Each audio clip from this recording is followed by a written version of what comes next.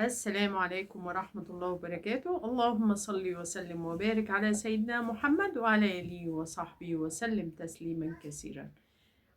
طبعا احنا الفترة ديت كلنا أولادنا داخلين على امتحانات نصف العام، فمحتاجين أول حاجة إن احنا نوفر لأولادنا جو الهدوء التام في البيت. نأجل بقى شوية المشاكل ونأجل بقى العراك ونأجل الحاجات ديت، لأن البيت طول ما هو فيه توتر وفيه مشاكل ولادنا هتبقى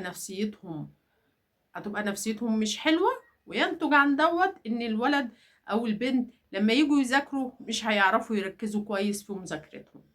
انما لو جو البيت مليان كده بالسعادة والهدوء والجو الاسري الحلو الجميل بتاعنا الدافي دوت، ده اكيد هيفرق في نفسية اولادنا، هيساعدهم ان هم يركزوا في مذاكرتهم. وعايزة اولادك يبقى نسبة تركيزهم كويسة، نسبة استيعابهم كويسة، ما يبقاش عندهم لا خمول ولا كسل. لازم تهتمي بالتغذية الفترة ديت. حاولي ان انت تعملي وجبات متكاملة. حاولي ان انت تعملي لهم عصائر طبيعية في البيت. حاولي ان انت تدخلي العسل النحل والمكسرات الفترة ديت.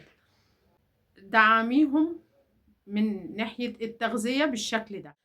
بالنسبة بقى لولادنا، هتمسك مادة كل مادة تمسكها تعمل لها ملخص.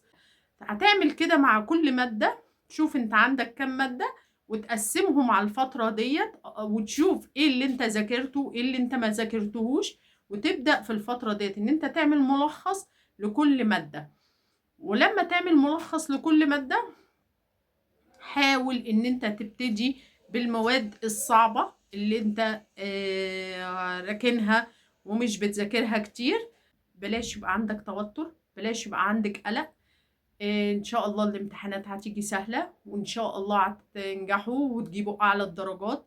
بس اهم حاجة ان احنا نذاكر ونجتهد صح. حاول تمرن نفسك على حل امتحانات كتير وحل اسئلة كتير بقدر المستطاع. حل أسئلة كتير وحل امتحانات كتير. وبعد ما والأسئلة اللي تقف معاك وتحس ان انت مش فاهمها او معرفتهاش، خد السؤال بالإجابة بتاعته واحفظها صم. احفظها كويس جدا، وبعد ما تحفظها كويس جدا يا ريت يبقى عندك كده كشكول. الكشكول دوت بتاع الملاحظات، هتمسك كده تعمل جزء لمادة اللغة العربية، جزء لمادة الرياضة، جزء لمادة العلوم. او لو انت بتاخد ساينس وماس هتبدأ تعمل تقسم الكشكول بتاعك لأجزاء. تمام. وكل جزء هتحط فيه الأجزاء اللي انت كان صعب عليك ان انت تفهمها، او الأجزاء اللي انت معرفتش تحلها. هتبقى تحفظ السؤال بالإجابة، وبعد ما تحفظه كويس جدا هتسجله كده في الكشكول دوت ان انا السؤال ده كان واقف معايا.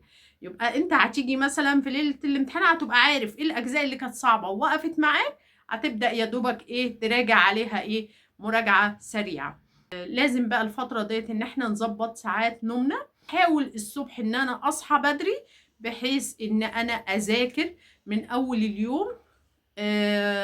المواد بتاعتي اذاكرها من اول اليوم، وده يستحسن جدا.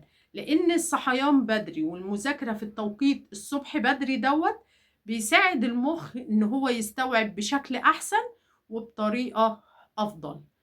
تمام. غير كده كمان ان الوقت بتاع الصبح بدري دوت بيبقى فيه بركة، بيبقى فيه بركة. فيا ريت ان احنا نذاكر من الصبح بدري افضل بكتير. حاجة تانية، لازم اثناء اليوم تبقى عامل لنفسك وقت بريك. يعني مش معنى ان انت بقى بتذاكر المذاكرة النهائية بقى عشان امتحانات نصف العام ما تضغطش على نفسك قوي، عشان لو ضغطت على نفسك قوي عقلك مش هيستوعب، هيبقى استوعابه اقل. فانت عشان عقلك يبقى استوعابه احسن، انت محتاج ان انت اثناء فترة مذاكرتك ان انت تدي لنفسك بريك شوية، بحيث ان انت تجدد نشاط مخك من تاني. اخر، عايزة اطلب من كل ام وكل اب دعموا أولادكم نفسيا، دعموهم نفسيا ومعنويا، بحيث إن هم يبقى نفسيتهم كويسة، ما يبقوش مضغوطين. وحتى لو أولادكم ما جابوش الدرجات اللي انتوا نفسكوا فيها، بلاش إن احنا نقعد نعاقب أولادنا، بلاش إن احنا نقعد نعنف فيهم. لا خلاص، طالما ابنك أو بنتك بذل كل جهده وما في استطاعته علشان يجيب أحسن الدرجات، وهو ما جابش غير الدرجات ديت، خلاص كافئه، كافئه وحسسه بنجاحه، وحسسه بالمجهود اللي هو عمله. بلاش ان انت تقعد تقول له انت ومامته انت ما عملتش حاجة، انت ما اجتهدتش عشان كده جبت الدرجات الوحشة ديت، اشمعنى دول جابوا درجات احسن منك وانت ما جبتش. بلاش بلاش، كافئوا اولادكم بعد ما يخلصوا، ده هيفرق في نفسيتهم جدا. وصدقوني لو عملتوا مع أولادكم كده هتشوفوا منهم أحسن النتائج. والسلام عليكم ورحمة الله وبركاته.